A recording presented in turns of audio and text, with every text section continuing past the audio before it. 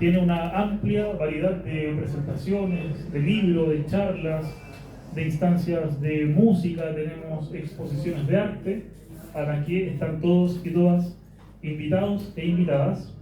Y en esta oportunidad tenemos el privilegio de presentar un libro, un documento fundamental para el análisis probablemente de la transición desde una perspectiva distinta. Política, democracia y ciudadanía en una sociedad neoliberal, Chile 1990-2010, y contamos para la presentación de este libro con su autor, Juan Carlos Gómez Leighton, historiador, doctor en ciencia política, académico y coordinador de posgrado en la Facultad de Ciencias Sociales de la Universidad Central. Muchas gracias por estar con nosotros, Juan Carlos. Y comenta este libro Octavio Avendaño, politólogo y académico de la Universidad de Chile. Así que pedimos un reconocimiento, un fuerte aplauso para ambos por este desafío intelectual y también cultural en el marco de esta feria, este fomento a la lectura y esta fiesta de las culturas.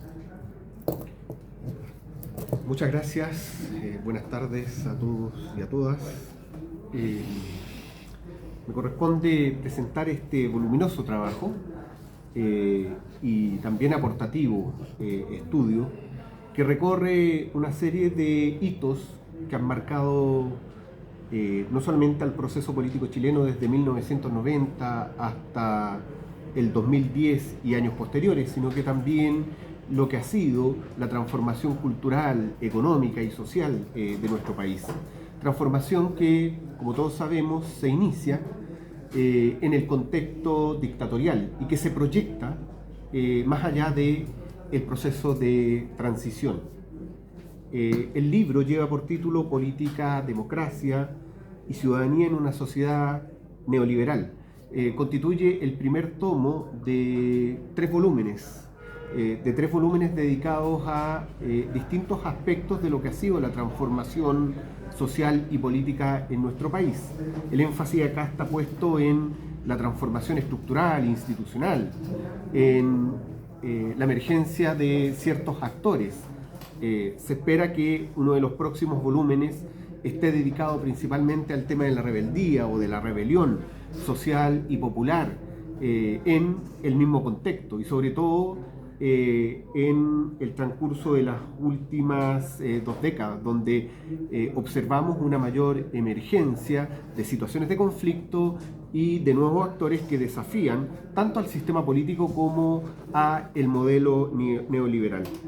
Este es un libro que se estructura en alrededor de 7 capítulos o 7 partes que van desde una introducción, desde un prólogo que actualiza el argumento de una primera edición que aparece el año 2010, publicada a través de un convenio entre el Consejo Latinoamericano de Ciencias Sociales, la CLACSO, y la Universidad Arcis, y que, como les decía, se estructura en alrededor de 7 partes o 7 capítulos, 7 grandes capítulos, cada uno con sus respectivos apartados. 7 partes que podríamos decir constituyen dimensiones específicas o particulares de lo que es la transformación neoliberal iniciada en el contexto dictatorial, poco después de producido el golpe de 1973, y específicamente a partir de las grandes transformaciones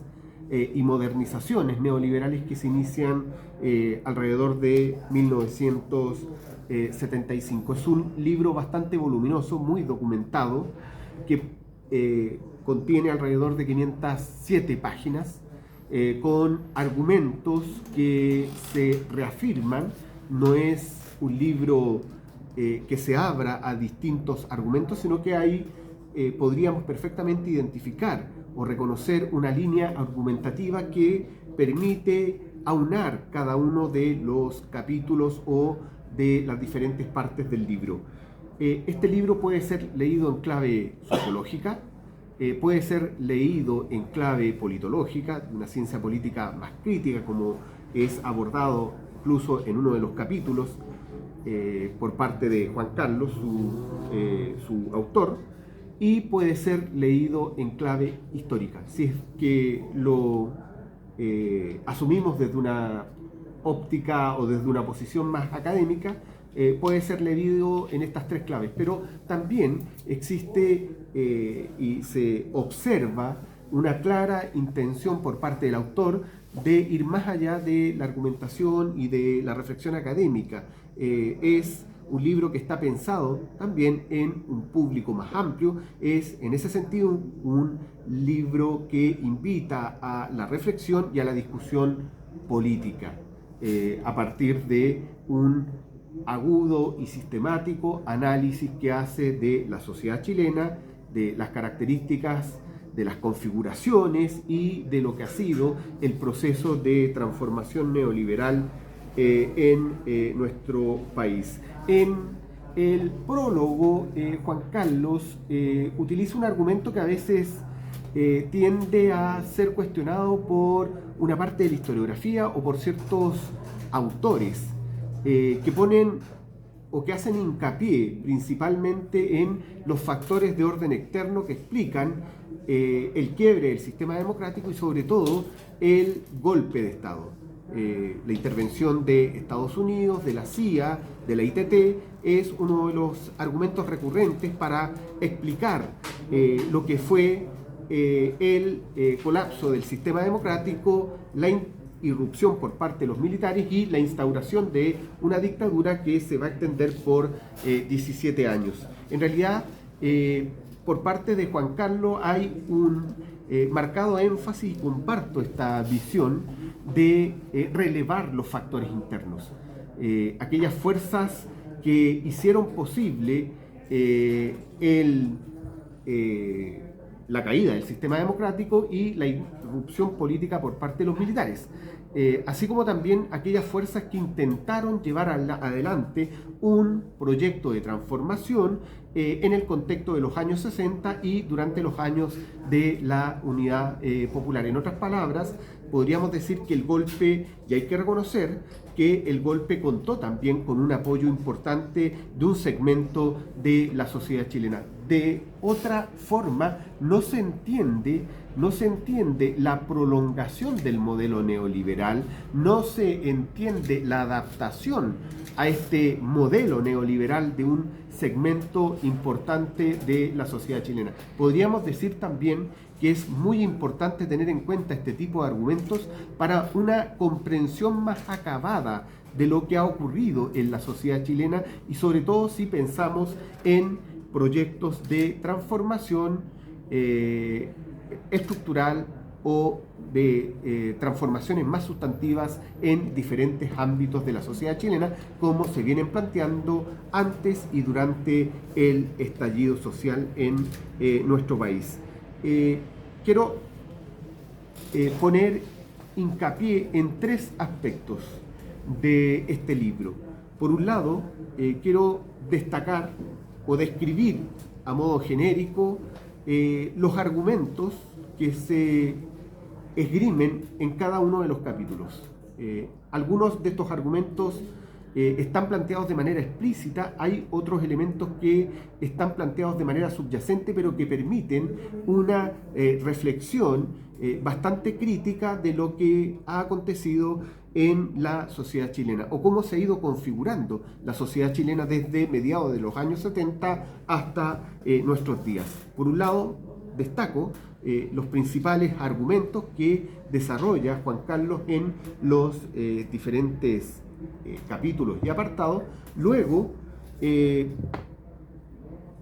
destaco o hago hincapié en lo que podríamos denominar los aportes para un análisis más crítico de la sociedad chilena, pero que se desprenden de este libro, se desprenden de aquellos argumentos que Juan Carlos va presentando o va desplegando en los distintos capítulos y apartados. Y finalmente, una reflexión general que también se desprende de la línea argumentativa desplegada en este libro, una reflexión general sobre el devenir de la izquierda chilena y los desafíos que debe enfrentar o ha debido enfrentar en el último tiempo la izquierda chilena. El libro en ese sentido es una invitación a una reflexión o a tener una visión más comprensiva de la sociedad chilena pensando no solamente en un ejercicio de carácter intelectual, sino que pensando sobre todo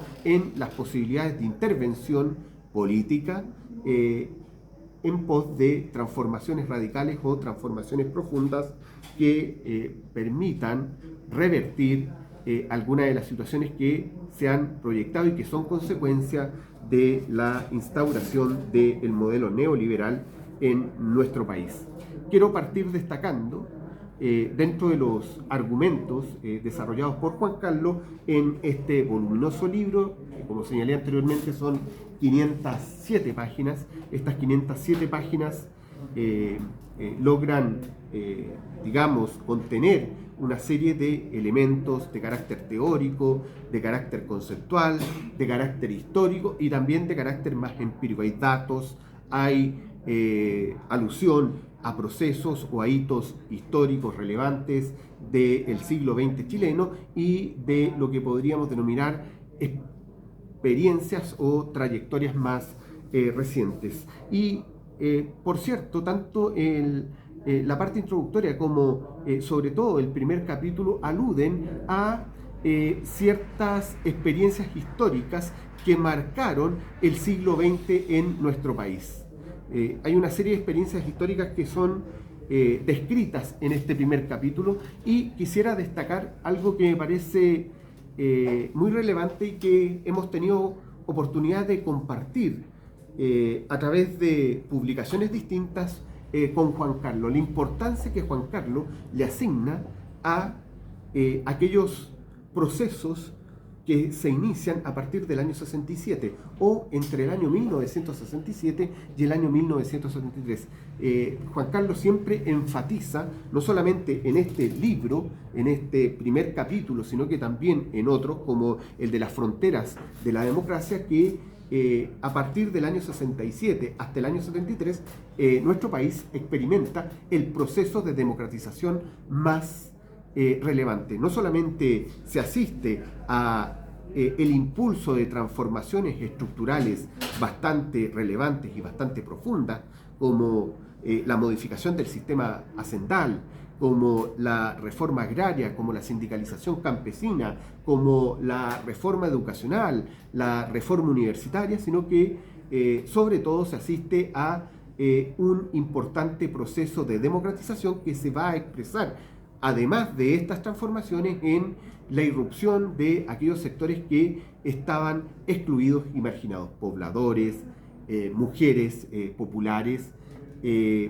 campesinos, principalmente son algunos de los actores que irrumpen con mucha fuerza a partir de esta coyuntura de transformaciones iniciada el año 67. El año 67 hay dos hitos importantes desde el punto de vista institucional, como son la reforma agraria, la aprobación de la ley 16.640 de reforma agraria, que hace efectivo el proceso de reforma agraria iniciado, que tiene algunos antecedentes en la política de Alianza para el Progreso, en el gobierno de Alessandri, y la sindicalización campesina. Podríamos decir que con esto se modifica de manera sustantiva la fisonomía de la sociedad chilena, aquella fisonomía que se había configurado incluso en el contexto del orden colonial hacia las primeras décadas del siglo XVIII. Todas esas estructuras anquilosadas se ven completamente superadas por las transformaciones que se impulsan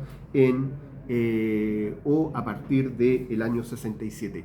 En ese sentido, hablamos de un proceso que tiene elementos de continuidad y de cambio entre el año 67, gobierno de Frei Montalva, hasta el año 70, y luego entre el año 70, el triunfo de la Unidad Popular con Salvador Allende y el golpe de 1973. En el transcurso de estos 6 o 7 años vamos a observar elementos de continuidad, de cambio, de profundización de aquellas reformas iniciadas en 1967 o en la primera mitad del año 67.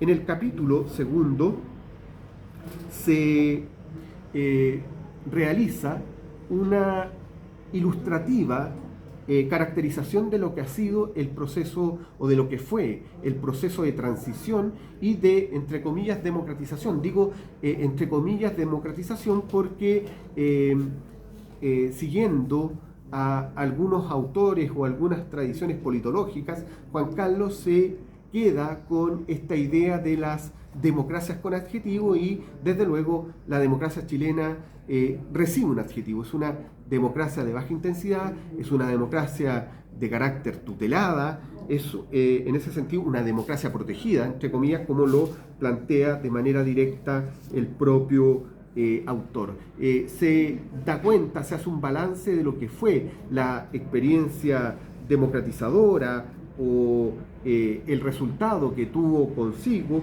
el proceso de transición en nuestro país. Me llama enormemente la atención el uso de ciertas metáforas en este capítulo. Es un capítulo bastante crítico del proceso de transición, como corresponde o como correspondería, teniendo en cuenta los bemoles, las limitaciones, la presencia de enclaves autoritarios, el protagonismo de los militares, sobre todo en el contexto de los años 90 hasta parte de la década siguiente, pero me llama la atención el uso de algunas metáforas o incluso el uso de paráfrases de ensayos o de escritos de otros autores, como por ejemplo La verdad tiene su hora, que corresponde al título de un conocido ensayo de Eduardo Frei Montalva en la época previa a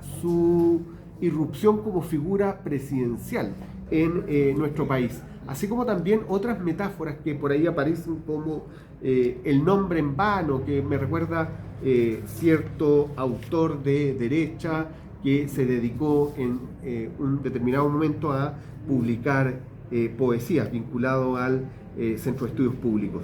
El tercer capítulo refiere a las condiciones para lo que podríamos denominar la promoción y la construcción de ciudadanía en nuestro país.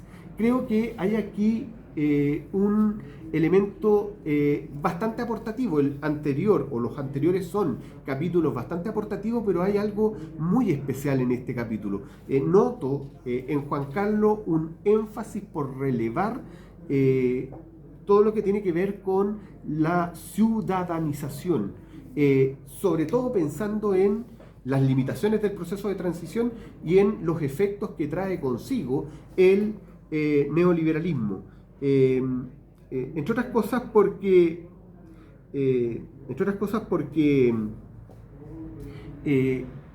estamos en un contexto donde, o frente a un contexto donde la lógica del mercado está permeando los diferentes ámbitos de la vida social. Y eso está afectando el proceso de construcción de ciudadanía.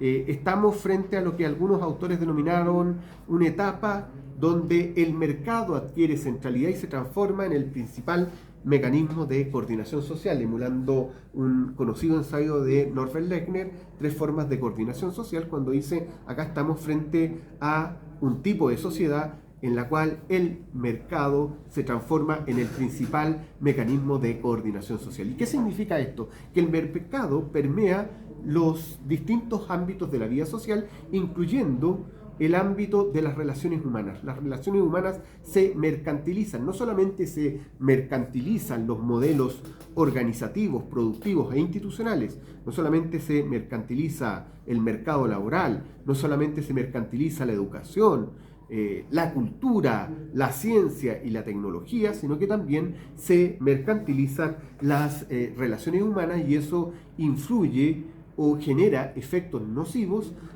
para el proceso de construcción de ciudadanía.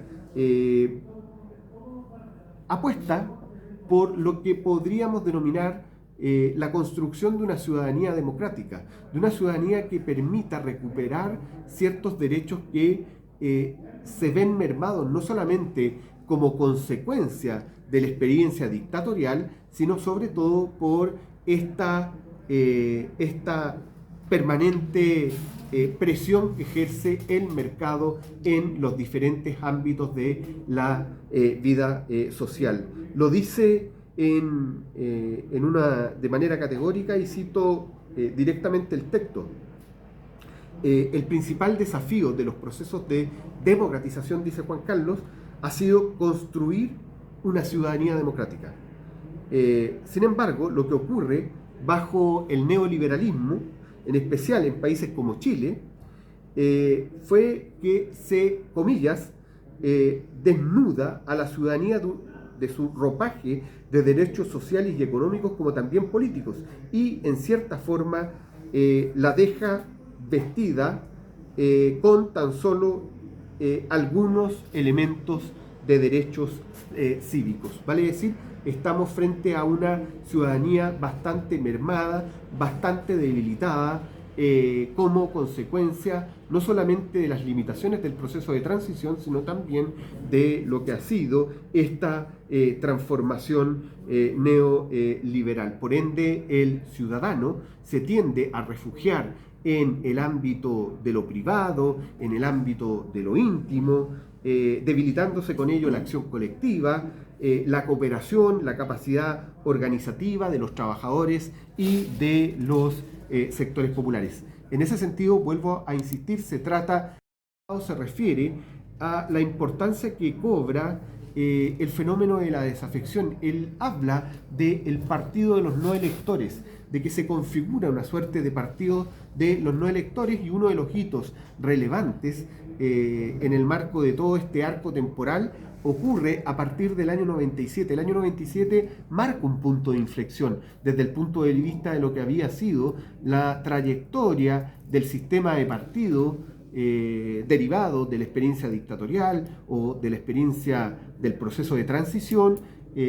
Marca un punto de inflexión en la participación política, en la participación electoral, y surge lo que él denomina el partido de los no electores. Vale decir, se trata de un grupo, cito, de ciudadanos activos políticamente, pero que no participan en los actos electorales por distintas y variadas razones, desde el rechazo a los políticos, a los partidos, a la democracia representativa. Voy a volver más adelante sobre este punto que me parece muy relevante y que Juan Carlos ha también vuelto a desarrollar o a reflexionar en otros escritos, en diferentes escritos posteriores. Incluso aparece mencionado en los capítulos sucesivos. La cuarta parte o el cuarto capítulo está dedicado a lo que podríamos denominar la sociedad neoliberal, pero sobre todo poniendo especial énfasis en elementos de carácter cultural y en lo que denomina el pensamiento neoliberal. En este capítulo, los primeros dos apartados hacen referencia a las características que ha venido adoptando el sistema universitario. El sistema universitario cumplió un rol clave en lo que ha sido este proceso de transformación y de modernización. ¿Por qué? Porque se transforma en un ámbito que es funcional a la modernización neoliberal.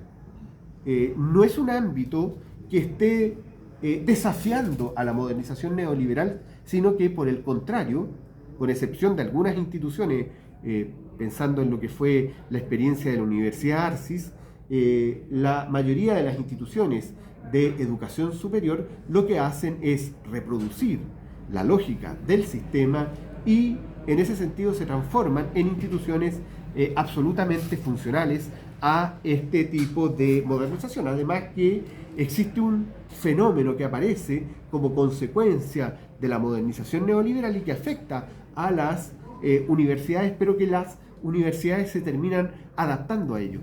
Lo que se ha denominado comúnmente con el nombre de capitalismo académico. El capitalismo académico, basado principalmente en el productivismo, en los índices y en los rankings internacionales, afecta de manera significativa el desarrollo del pensamiento crítico dentro de las universidades y transforma a estas instituciones en instituciones funcionales a este tipo de modernización neoliberal. Luego, en esta cuarta parte o quinta o cuarto capítulo, Juan Carlos se detiene en el tema de los derechos humanos, como uno de los legados más importantes de la experiencia dictatorial, pero también haciendo un recorrido de todo lo que ocurre en materia de derechos humanos desde fines de los 90 en adelante, cuando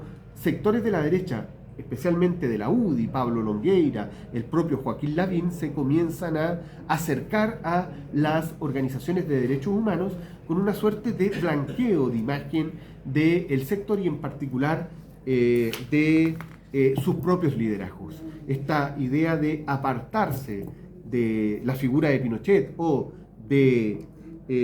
acercarse al mismo tiempo de acercarse a las organizaciones de derechos humanos es descrita de manera muy exhaustiva por parte de Juan Carlos, y en ese sentido el libro también hace una contribución por el lado de reconstruir los principales debates, hitos que marca toda la discusión en materia de derechos humanos. El quinto capítulo, y aquí ya me detengo para ir pasando hacia otras contribuciones o contribuciones más específicas que se desprenden del libro en general. El quinto capítulo, la quinta parte, está dedicado al tema de la protesta social, pero es un libro que toma principalmente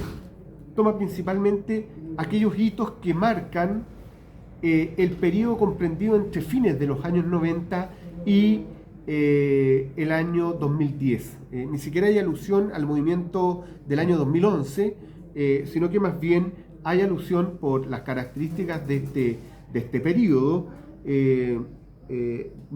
alusión a la importancia que tuvo en nuestro país el movimiento de estudiantes secundarios en los años 2000 y sobre todo en la coyuntura del 2006, el movimiento pingüino, el movimiento mapuche desde fines de los 90 y algunas iniciativas promovidas desde una ciudadanía más crítica y de una parte de la izquierda a través del Foro Social también en el contexto de los años 2000, cerrando el libro con un capítulo sexto dedicado a el tema de la Asamblea Constituyente. Creo que sería bueno, quizás en uno de los próximos volúmenes, agregar cómo fue variando la conflictividad social. No solamente cómo fueron irrumpiendo nuevos actores, sino que también cómo fue variando la conflictividad social, cómo este país pasó de una conflictividad social absolutamente regulada, que no desafiaba al modelo neoliberal, que no desestabilizaba al sistema político, a una conflictividad a partir del año 2018, 19 o incluso antes, el 2011, que interpela al modelo neoliberal y al sistema político. Las contribuciones o los aspectos más relevantes que a mi juicio se desprenden de este libro, son varios los aportes, desde luego, que están presentes en cada uno de los capítulos ya mencionados, en los diferentes apartados que forman parte de la línea argumentativa más explícita, como de aquellos argumentos o de aquellas afirmaciones que se presentan de manera más bien subyacente.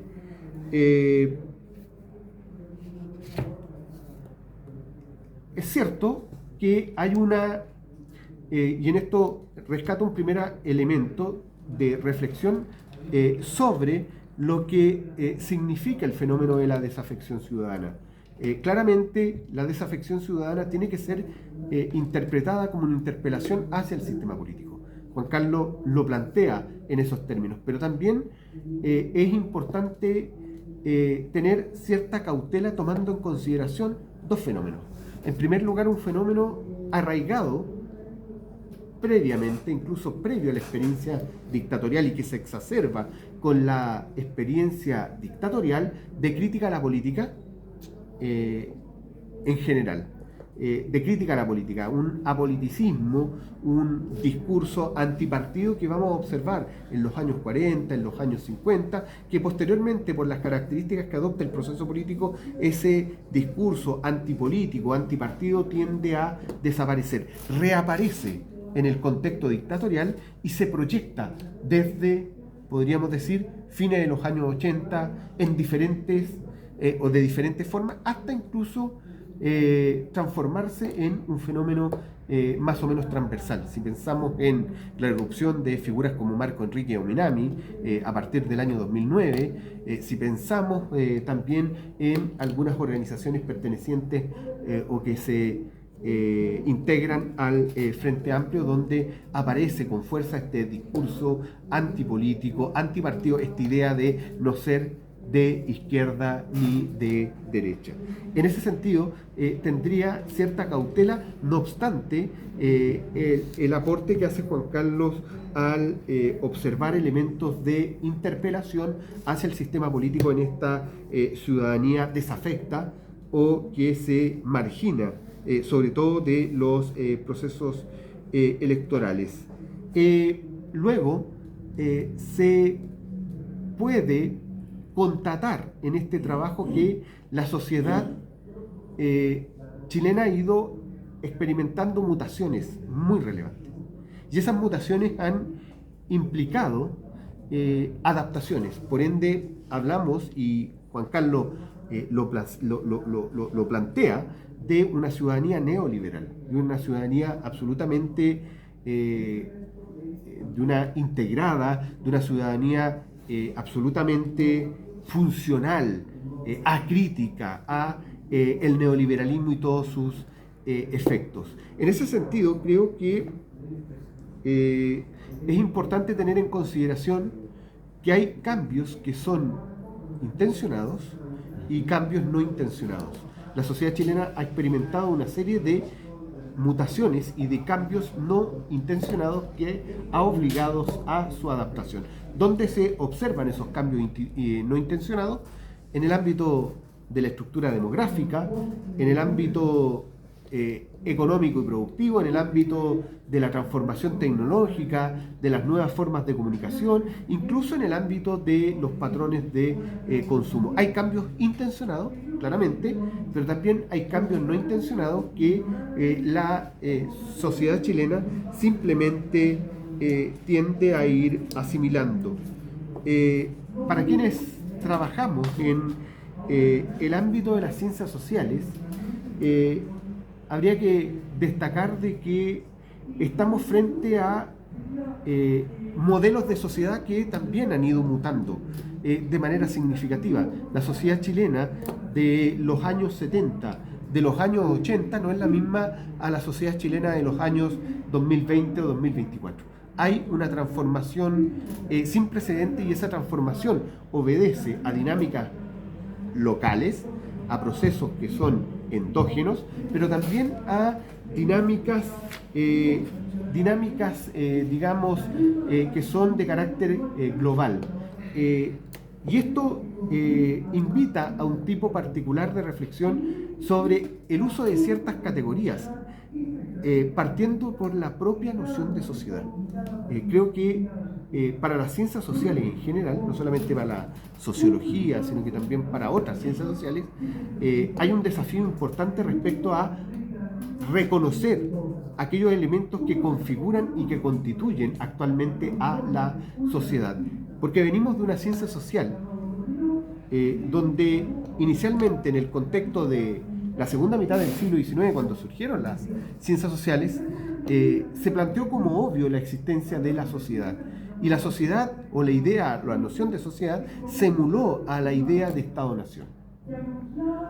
Esa idea de sociedad logró permanecer por bastante tiempo, toda la segunda mitad del siglo XIX y gran parte del siglo XX hasta la década del 60. Podríamos decir que los efectos de la globalización, de un capitalismo global que ya existía en el siglo XIX, pero que adquiere otras características en la segunda mitad del siglo XX, la transformación de tipo cultural a nivel global, van incidiendo en una modificación de esta noción de sociedad y pasa a producirse un fenómeno bastante relevante, porque lo que es obvio hoy día es el cambio y lo que no es obvio es la sociedad como hecho dado. Inicialmente se asumía que la sociedad era un hecho dado y por ende las ciencias sociales se preguntaban cómo a la sociedad se le hacía avanzar en procesos de cambio. Hoy día observamos que hay un cambio acelerado que muchas veces pasa desapercibido porque es un cambio por lo general no intencionado, que no obedece a la acción de alguna agencia o al comportamiento y al protagonismo de determinados actores, ni siquiera de quienes conducen o lideran muchas veces a nivel del sistema político o a nivel de la sociedad en su conjunto. Y este pasa a ser un importante desafío tanto para las ciencias sociales como para la intervención política, porque dicho sea de paso, los modelos de intervención, los modelos explicativos e interpretativos se han ido modificando o tenido que adaptar a estas nuevas circunstancias. Como les decía, pasa a ser uno de los principales desafíos de las ciencias sociales que a mi juicio se desprende de la lectura del libro. Y luego, para ir cerrando, las lecciones que se desprenden tanto para el mundo progresista como para la izquierda en general, tomando en cuenta las pretensiones del libro, el propósito del libro, que es motivar a la reflexión crítica y a la discusión política. ¿Cuáles son los elementos que se desprenden y que deben ser considerados para la discusión del mundo progresista o de la izquierda en los próximos años? Desde luego, destacar los alcances del neoliberalismo en los distintos planos, que Juan Carlos hace muy bien. Creo que falta que en el análisis, en la reflexión de parte importante de la izquierda, que se aborden estos planos y que se aborden de manera específica o de manera particular. Sabemos que el neoliberalismo se impone y se arraiga desde muy temprano en el ámbito de las relaciones laborales, en lo que podríamos denominar la persistencia de un modelo centrado en la exportación de materias primas, en el significado que reviste el fenómeno del extractivismo, en la crisis ambiental y en la especulación del suelo urbano, entre otros aspectos. Creo que este conjunto de elementos debe concitar una preocupación y dar paso a reflexiones más exhaustivas por parte del mundo progresista y los sectores de izquierda. Es necesario recordar, además, que los procesos de modernización acelerados, como los que ha vivido nuestro país como consecuencia o desde la instauración del neoliberalismo en adelante, traen consigo una doble inseguridad o sensación de incertidumbre para los sectores populares. En primer lugar, la precarización de las condiciones de vida y la inserción laboral genera una incertidumbre permanente en los sectores populares. Una incertidumbre respecto del quehacer cotidiano, respecto de la visión de futuro y las posibilidades de construir futuro también. Y luego, una inseguridad que se expresa a nivel ciudadano. Son precisamente los barrios en los que habitan los sectores populares quienes son, o los cuales son objeto muchas veces de nuevas formas delictivas, de las nuevas formas delictivas, de situaciones anómicas, de crisis social en general. Por tanto, se produce lo que algunos autores han denominado una doble precarización o doble sensación de inseguridad y de incertidumbre. que se debe tener muy en cuenta a propósito de las discusiones que se han suscitado en el ámbito de la seguridad social, pero también en el ámbito de la seguridad ciudadana. Es necesario asumir, y esto a veces cuesta decirlo de manera muy categórica, que a 50 años del golpe da la impresión que la izquierda no supera la derrota. A 50 años del golpe, la izquierda chilena no ha logrado plantear propuestas alternativas, viables a el neoliberalismo, no logra construir mayorías o no logra concitar esos apoyos que requiere el impulso de procesos de transformación hacia lo que podríamos denominar una sociedad más justa, una sociedad más equitativa.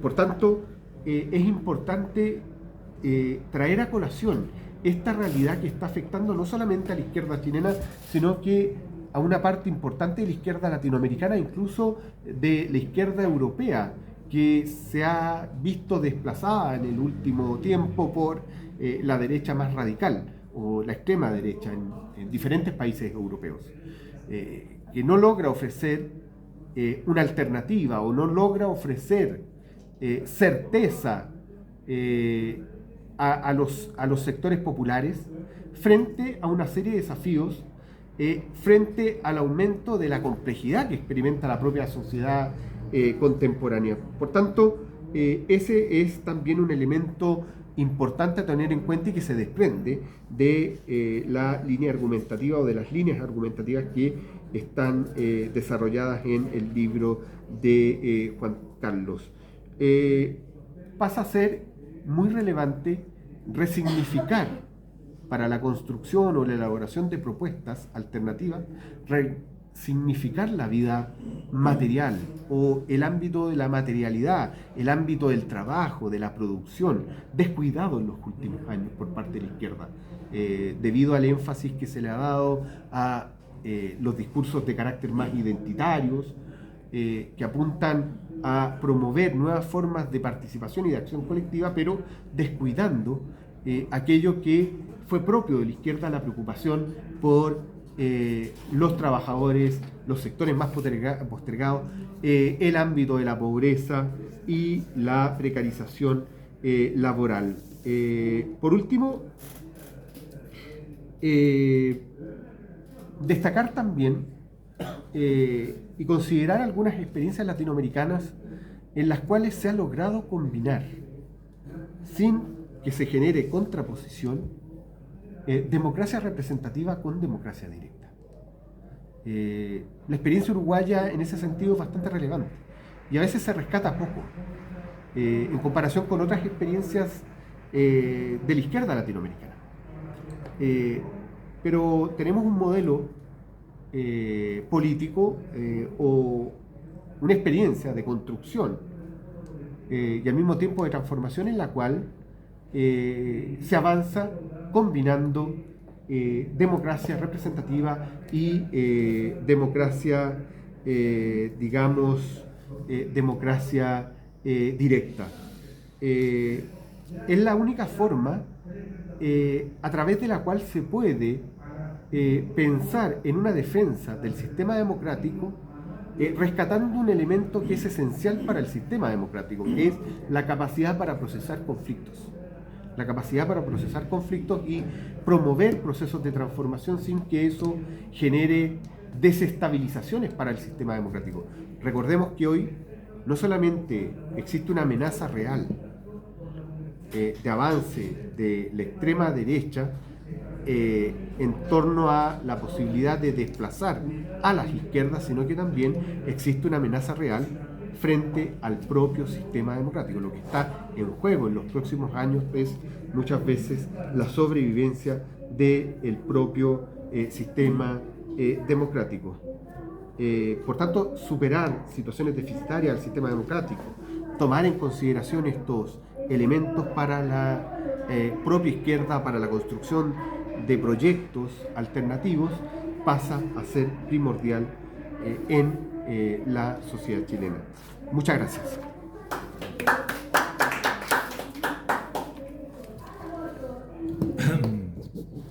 Gracias, Octavio, por la magnífica reseña completa, profundamente elaborada, con mucha dedicación. Creo que te has tomado para leer y escudriñar el libro en todas sus dimensiones y en sus 507 páginas, lo cual lo celebro. Lo celebro porque espero que toda la gente que lo haga, lo lea y lo realice de la misma forma.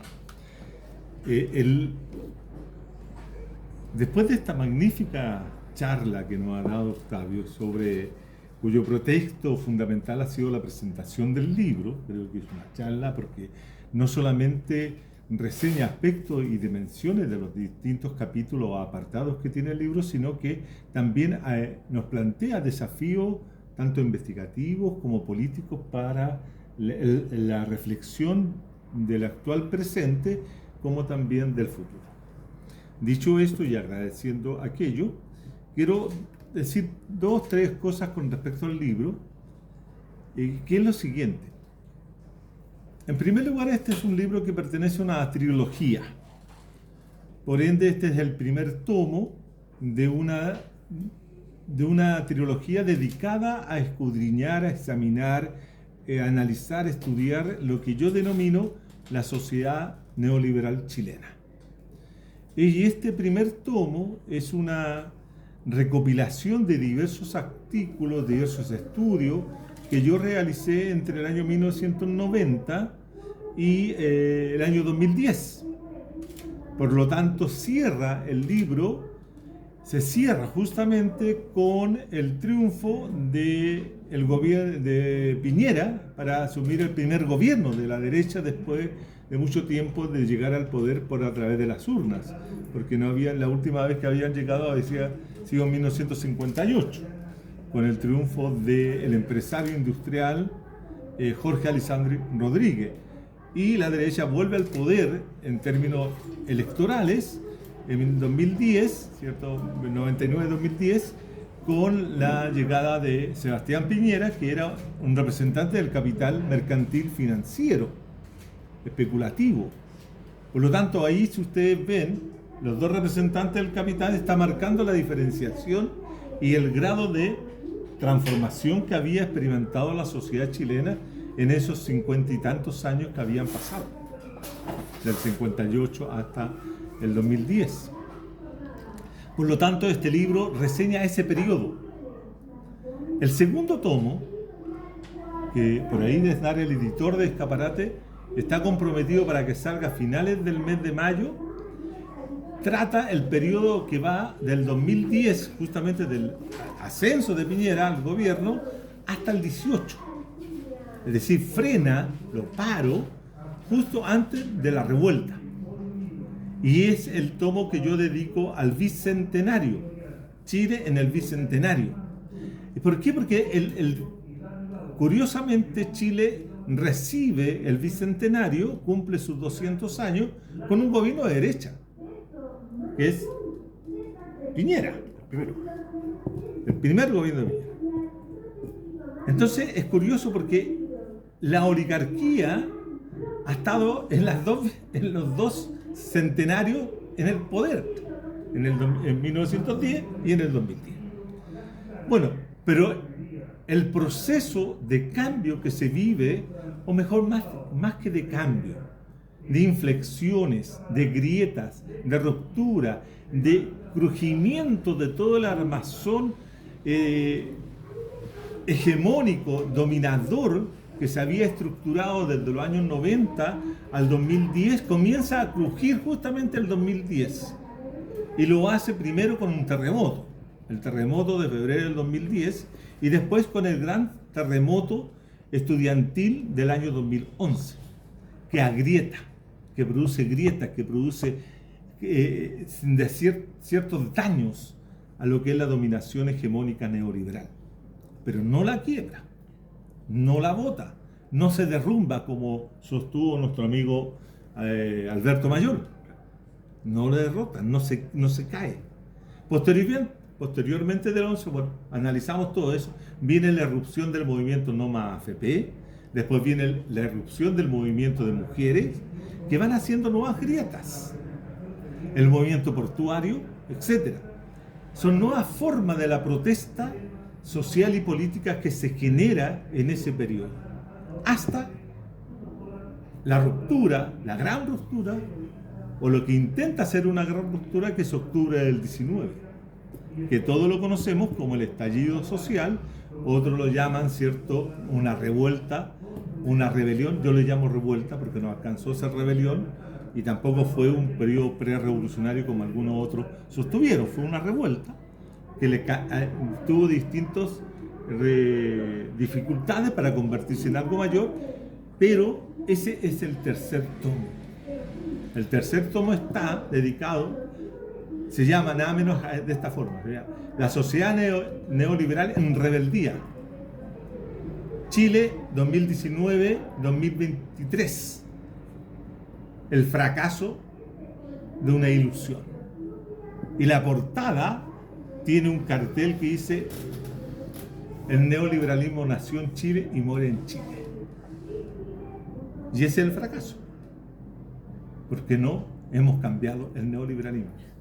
Por lo tanto, es un recorrido, si ustedes quieren, por los últimos 34 años de lo que ocurrió en este país. Y por eso tiene esta división y por eso quiere tratar temas específicos.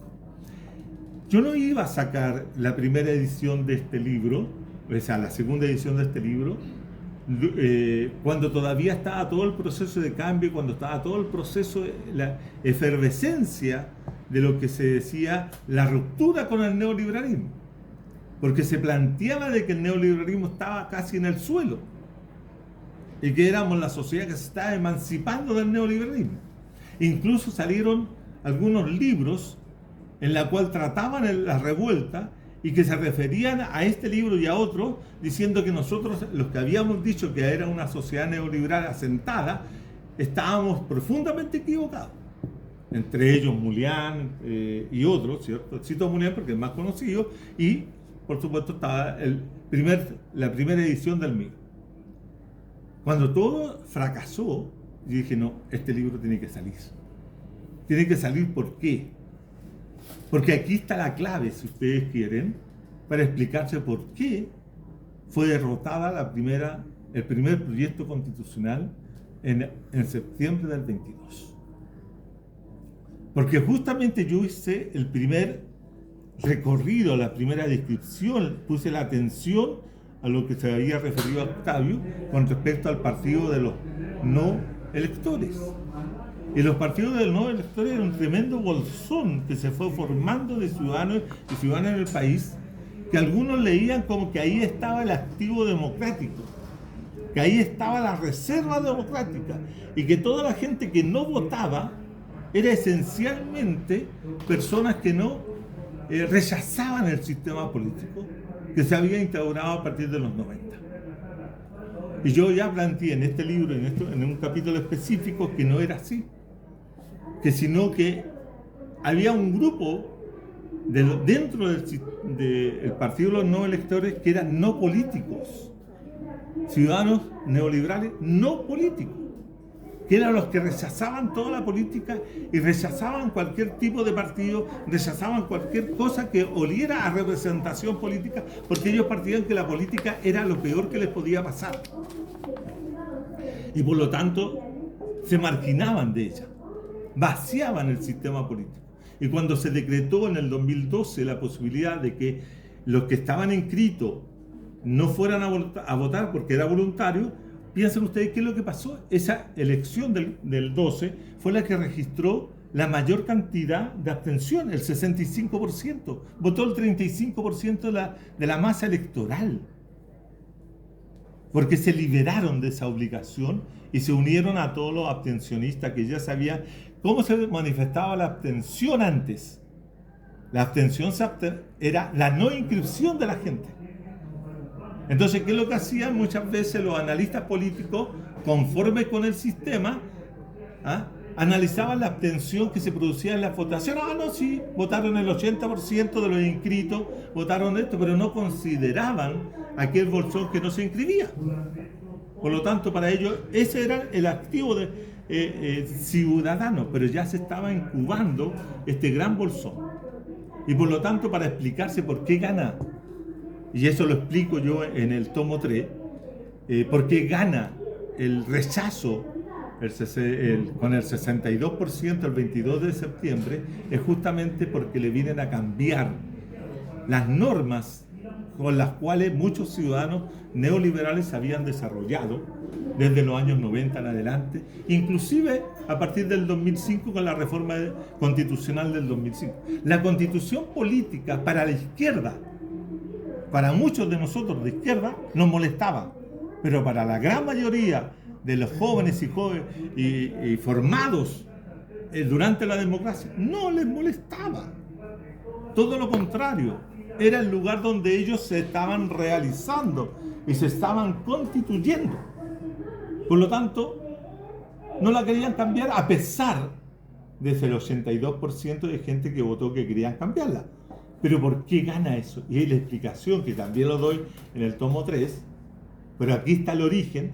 Es un grupo de ciudadanos y ciudadanas que yo identifico con la categoría de subpolíticos, que son todos aquellos subpolíticos, toda la gente que se mantiene al margen del sistema y trabaja en los márgenes del sistema y no se integra dentro del sistema. Y son tremendamente críticos del sistema y no votan. Y no votan. Un subpolítico soy yo, por decirlo, para ejemplificarlo, para ponerlo. Yo no me inscribí para el 88 y ni voté. Y tampoco he votado en ninguna elección hasta el 22 de septiembre del 4 de septiembre del 22. Porque consideraba que votar por esa constitución nos permitía abrir unas rendijas, abrir una puerta, una ventana para poder entrar a hacer cambios desde adentro. Porque desde donde estaba no se podía hacer. Entonces, solamente por esa razón, antes nunca había votado. Lo cual marca, ¿cierto?, la capacidad de uno de tener autonomía y salirse del sistema. Y había esa franja de sus políticos. Cuando gana el plebiscito de entrada de octubre del 2020, recuerden ustedes que ingresó 1.400.000 personas que eran jóvenes, que no habían votado nunca. Y eran todos esos jóvenes de la primera línea, inclusive de la primera línea, y sus políticos, que encontraron una oportunidad. Yo conversando con la Karina Noales, que era del 8M, ella decía, yo no había votado nunca, pero voté en eso porque era la oportunidad de poder cambiar la constitución del 80. ¿Captan? Entonces, en ese sentido, ese grupo entró a votar, pero no entró a votar los no políticos. Y los no políticos fueron obligados a votar. Y cuando entraron en masa y votaron en contra. Y después fueron a votar en masa a favor de los republicanos. Cambiaron la correlación de fuerzas totales de este país. Y nos hicieron más conservadores que nunca. Y el grupo que buscaba el cambio fue reducido a un 30, a un 35%. No más. No más. Porque el 65 aproximadamente es la gente que está a favor del actual sistema. Entonces, cuando uno se pregunta cómo se logró estructurar, muchos de los elementos de cómo se logra estructurar están desarrollados, planteados en este libro. El tema central es que los gobiernos de la concertación, que es el periodo de los 20 años que toca el libro, se dedicaron solamente a corregir, a modificar algunos aspectos del sistema, pero no transformarlo. Hay un libro, si ustedes quieren, y aquí es bueno siempre citar libros que se le parecen o que se complementan. Hay un libro de Manuel Antonio Garretón, que también publicamos nosotros en el ARSI, también en esta fecha, en 2010 aproximadamente, que se llama Neoliberalismo corregido, progresismo limitado. Ese título se lo pusimos de manera conjunta con Manuel Antonio, porque salió dentro del doctorado que yo dirigía, justamente porque queríamos reflejar eso, la incapacidad del progresismo de modificar las estructuras profundas del neoliberalismo. No, la concertación no hizo que el neoliberalismo retrocediera, todo lo contrario. La concertación amplió, profundizó y extendió el neoliberalismo. Nos hizo más neoliberales de lo que podríamos haber podido ser si hubiese habido otro proyecto en juego. Entonces, este libro refleja aquello. El libro que viene sigue profundizando aquello, pero ya da cuenta de las grietas que se le comienzan a hacer al sistema. Y que esas grietas que comienzan en el 2011, continúan en el 17, el 18, y que se expresan con mayor fuerza el 19, tienen una salida que es institucional, que es constitucional. Es decir, todo lo que se peleó en la calle se va a definir en las urnas. Y esa contradicción calle-urna terminó siendo favorable a las urnas. Y por esa razón, ¿cierto?, se pierde el primero y da origen a este segundo, que es una cosa muy rara. El segundo es una cosa muy rara, que después obliga a todos, hasta inclusive a aquellos que habían votado en contra, desde la izquierda, a decidir: vamos a ir a votar porque no queremos que gane la opción republicana, que nos retrocedía hacia más allá, más atrás de lo que era la Constitución del 80. Pero no, ¿qué nos pasa? La sociedad neoliberal, y eso también lo digo en el tomo 3, es una sociedad que vive en un eterno presente. Es una sociedad que no tiene futuro. Porque nadie quiere construir futuro. Aunque los que quieren construir futuro no tienen capacidad de convencer a los demás que ese es el futuro que debe tenerse. Entonces estamos encerrados en un laberinto que todavía no le encontramos el hilo de Ariana para poder salir de él. Y la única forma de salir de él es derribando los muros del laberinto. No recorrer los recovecos que tiene el laberinto, sino que hay que volar los muros del laberinto, destrozar la muralla, como diría Roger Waters de Pink Floyd, destrozar la muralla, porque la única forma de salir del neoliberalismo. Octavio pensaba en América Latina. Pensemos en América Latina. Pensemos no solamente en América Latina, pensemos en el mundo entero, en el mundo globalizado. Si uno piensa que el neoliberalismo como opción neoconservadora comienza a desarrollarse con fuerza a partir de los años 80, 82, con Reagan, Thatcher y otros, ¿cuánto tiempo llevamos? 42 años. Y nómbrenme un país, una sociedad, un Estado que haya salido del neoliberalismo en los 42 años que llevamos. Que no tenemos. Tal vez en América Latina el único que muestra interés de salir y ha luchado por salir y ahí está cercado ha sido Venezuela. Algo Nicaragua. Ustedes saben lo que pasó con la Revolución Ciudadana de Correa en Ecuador. Y lo mismo que pasó con la Revolución democrática cultural del Evo y de García Linera y del MAS en Bolivia.